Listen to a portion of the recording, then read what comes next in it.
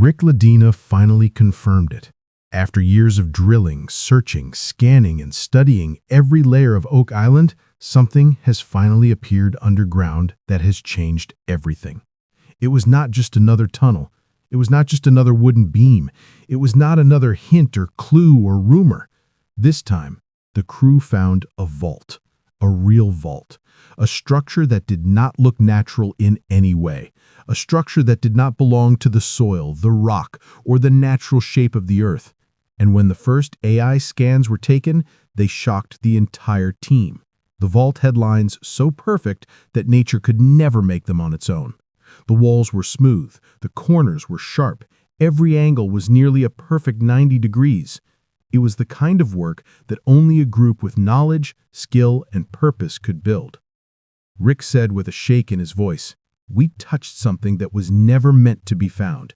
And that one sentence made the entire world look again at Oak Island and wonder what had been waiting beneath the ground all these years.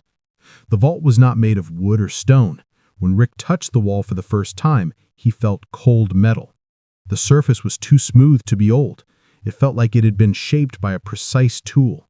The door in front of them did not look like something carved by hand. It felt engineered.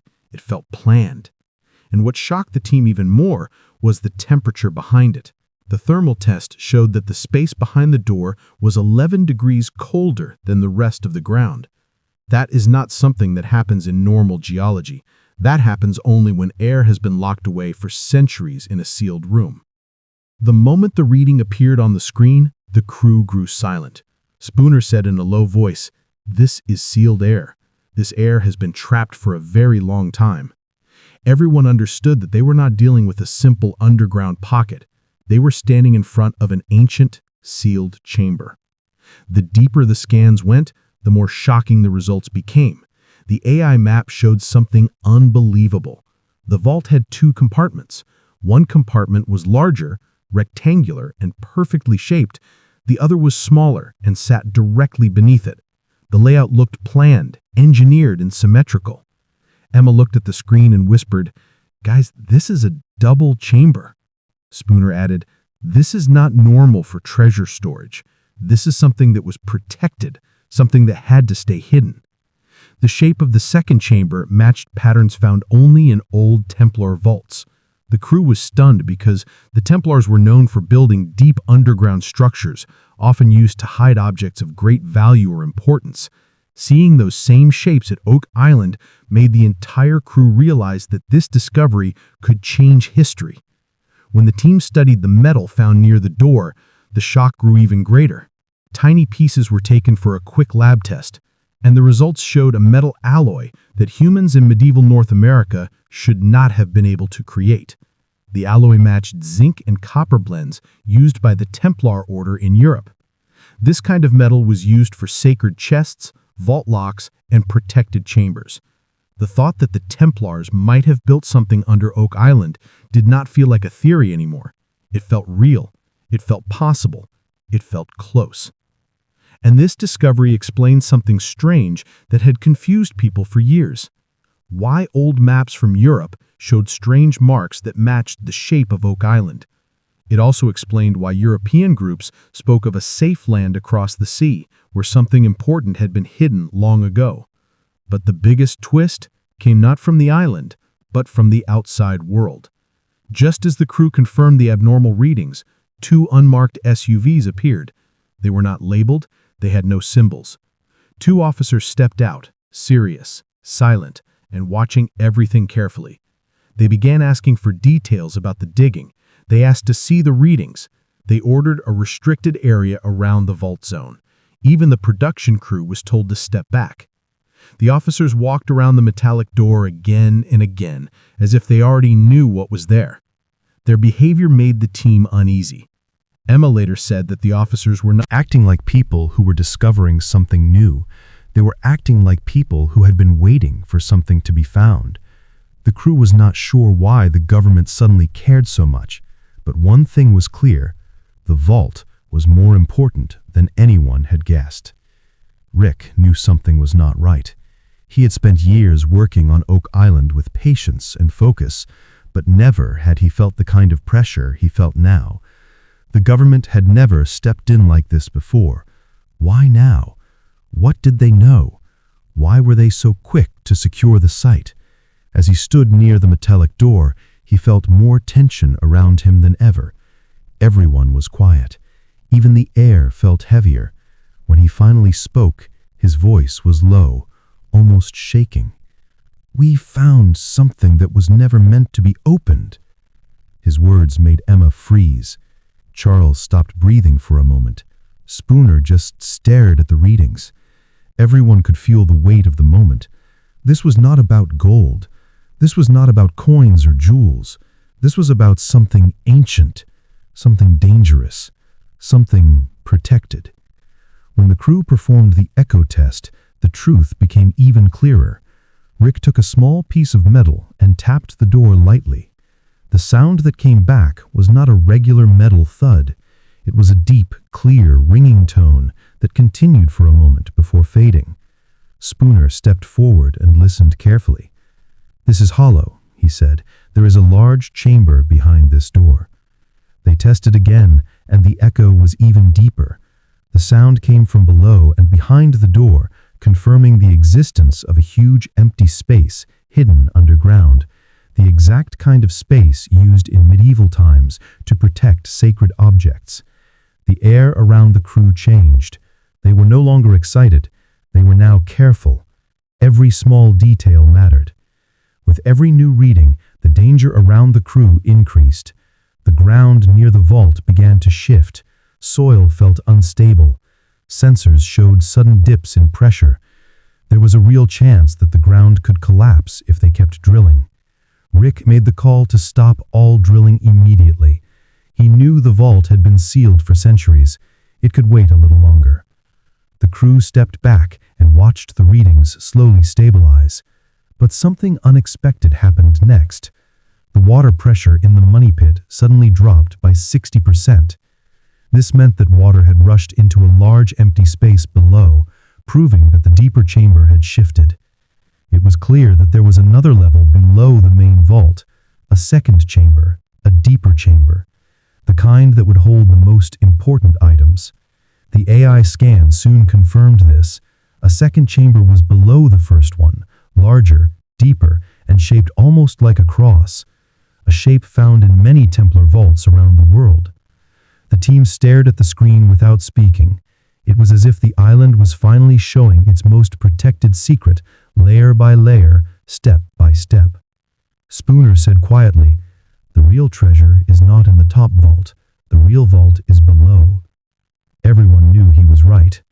The Templars always built decoys above their true storage chambers.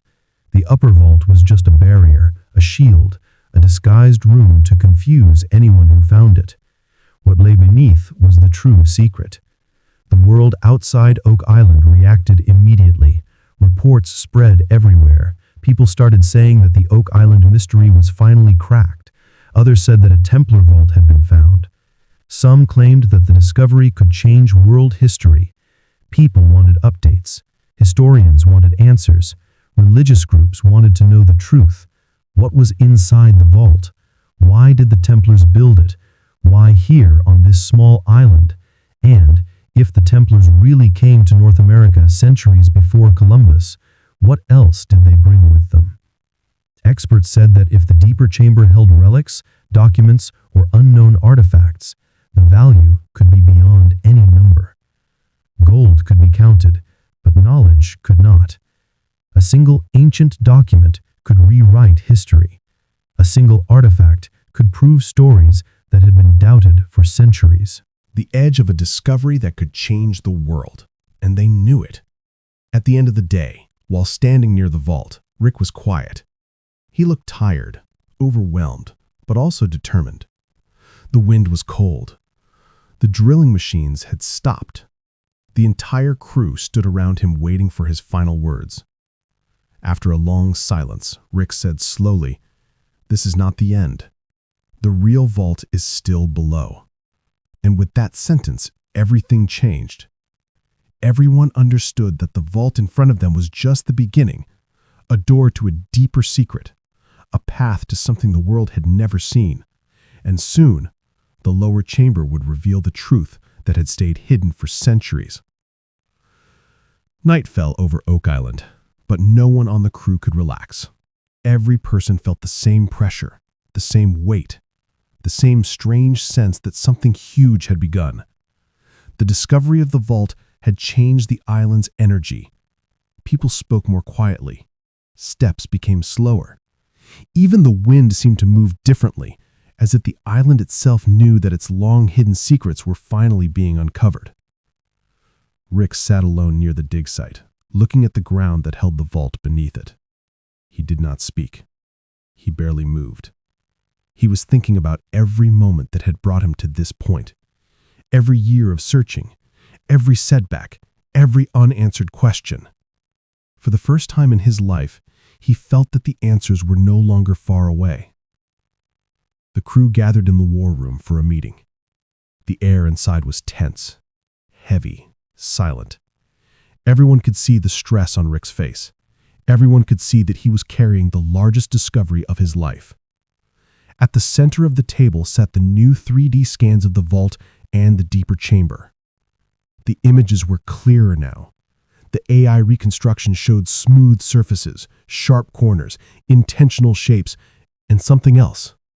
Markings on the wall of the deeper chamber. The markings were not letters, they were symbols. Straight lines crossing at angles, circles inside squares, shapes that looked too perfect for their time. The room grew silent as the team stared at the images. Emma zoomed in on one of the symbols.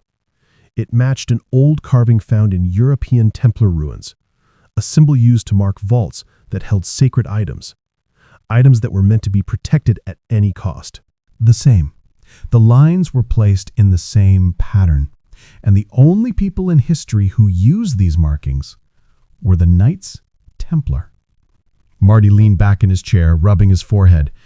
"If this is real," he said, "then someone transported knowledge and technology across the ocean before any European explorer ever documented it." The truth was difficult to accept, but the evidence was clearer than ever. The Templars may have traveled to North America long before history books said they did. And not only did they arrive, they built something. They dug into the island. They created chambers. They left behind engineering so advanced that it still confused modern experts. And they sealed it so well that it stayed hidden for hundreds of years. Back at the dig site the next morning, the government officers returned. They walked with purpose, speaking quietly to each other. They checked equipment, measured distances, and recorded everything. But the crew noticed something strange. One officer kept asking questions about the deeper chamber, not the top vault, not the metal door, only the lower structure. It was as if he already knew the top vault was not the real one. Rick watched him closely. His behavior made no sense for someone seeing the scans for the first time. When Rick approached him and asked a simple question, "What are you looking for?" the officer did not answer. He just walked away. The crew decided to run one more test before drilling resumed. A ground resonance scan could reveal changes inside the chamber when certain frequencies vibrated through the earth. The team activated the device. A low hum spread through the ground. The machine recorded faint responses from deep below. Then something unexpected happened. A second frequency returned, a sound that did not belong to rock or soil, a sound that came from something hollow, something built, something metallic. The screen flashed with a new reading, an object inside the lower chamber. The shape was rectangular, long, and perfectly straight. Spooner stared at the outline and said, "This looks like a chest." Not a treasure chest in the classic sense, a storage chest, a container, a protective box. The original purpose of the chamber suddenly made sense. The top vault was only the entrance. The lower vault was the true hiding place, and inside it was something important enough to bury under 2 levels of engineered protection, something the Templars wanted completely hidden. The more information they gathered, the more the island felt unstable. The ground around the vault began to shift again. Small cracks appeared in the soil, water levels changed. Rick realized they could not wait any longer. The vault had been sealed for centuries. If the pressure continued shifting, it could collapse, burying the chamber forever. He called the crew together and made a decision. "Tomorrow," he said, "we open the vault." The team looked at each other. Some were nervous, some were excited. All of them understood the importance of the moment. Tomorrow, history might change. As the sun set, Rick visited the dig site alone. He knelt beside the metal door and placed his hand on the ground. His voice was soft and tired as he whispered, "Whatever is down there, we are ready to learn the truth." The wind blew gently across the island, almost like a response. For a moment, Rick felt a deep sense of peace. He felt that the island was finally allowing him to continue. For decades, Oak Island had resisted every attempt to uncover its secrets. But now, for the first time, something felt different. The barriers were breaking. Morning came quickly. The team prepared the equipment. Drilling machines were warmed up. Sensors were calibrated. Safety teams were moved into position. The officers stood nearby, watching everything silently. No one knew whether they were there for protection or control. The air was cold and tense. Rick stepped forward and gave the order. "Begin." The drill lowered slowly toward the top of the vault door. The metal touched the surface. The vibration hummed through the ground. The door echoed again with the same deep, ringing tone as before, a tone that sounded almost alive. When the drill finally broke through, a sudden burst of cold air shot upward from the chamber. The crew stepped back in shock. The air was ancient, dry, cold, heavy. Air that had been trapped beneath the ground for centuries. Rick looked down into the small opening and felt goosebumps rise along his arms. This was the first breath of the vault in hundreds of years, and something about it felt powerful. Sensors were lowered inside to scan the interior. The readings came back quickly. Open space, metallic reflections, and the faint shape of the large chest inside the lower chamber. The moment the chest appeared on the monitor, the crew fell silent. It was long, rectangular, and reinforced. It had metal bands across the top. It had carvings on its surface. Not decorative carvings. Symbols. Ancient symbols. Symbols that matched the markings on old Templar relics. And the chest was positioned in the very center of the chamber, as if it carried the most sacred object of the vault. Rick felt his heart pounding. This was real. This was happening. The vault was open. The deeper chamber was exposed, and inside it was a chest that had remained untouched for centuries. A chest built by people who were trying to protect something powerful. But before the crew could celebrate, the officers stepped forward and announced something unexpected. "Access to the lower chamber is now restricted," one of them said. The entire crew froze. Rick looked at him with disbelief. "Restricted? On what grounds?" The officer did not answer the question. Instead, he repeated, "No one is allowed to enter the chamber until further notice." Marty stepped forward. "We found this. We've been working here for years. You can't just—" But the officer cut him off. "This discovery is now under federal review." The crew looked at each other in shock. Rick clenched his teeth. He knew this moment might come. He had felt it in the air since the first moment the vault was detected. Someone did not want this discovery reaching the world. Someone wanted to control the information. Someone wanted to decide what truths should be revealed and what should remain hidden. But Rick also knew one thing. He had come too far to stop now. He would find a way to open the deeper chamber. He would find a way to reveal what the Templars buried, and no one was going to take that away from him. The tension around the vault rose higher than ever.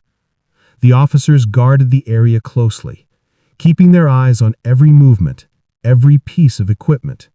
Every whisper among the crew. It felt less like a scientific dig and more like a restricted military zone. The workers felt uncomfortable. The camera crew felt uneasy. Even the machines seemed quieter, as if they understood the pressure around them. Rick stood at a distance, watching the officers from behind a pile of equipment. His mind was racing. He knew there was no logical reason for the government to step in at this exact moment, unless they had been watching Oak Island far longer than anyone realized. His suspicion grew even deeper when he noticed something unusual. One of the officers carried a tablet displaying diagrams of the chamber, but the diagrams weren't from the team's scans. These were older, much older. That meant someone else had information about this vault long before Rick ever found it. Later that night, the officers locked up the drilling controls and left only a few guards to monitor the site. The rest of the team gathered in the war room in complete secrecy. Rick placed his hands on the table and looked at everyone one by one. His voice was calm but filled with determination. "We cannot allow this discovery to be taken away from us," he said. "We've searched for years. We've sacrificed too much. This vault belongs to history, not to politics." The team agreed. Every person felt the same fear, the same frustration, and the same deep need to protect the discovery. Marty leaned forward and said, "If we want to continue, we have only one chance. We do it tonight." Emma nodded immediately. Spooner began preparing the equipment. Jack started gathering lights and safety gear. No one hesitated. The decision had been made.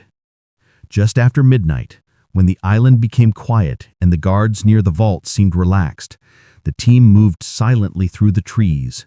Their footsteps were soft, their flashlights were dim. The only sound was the light breeze moving through the leaves.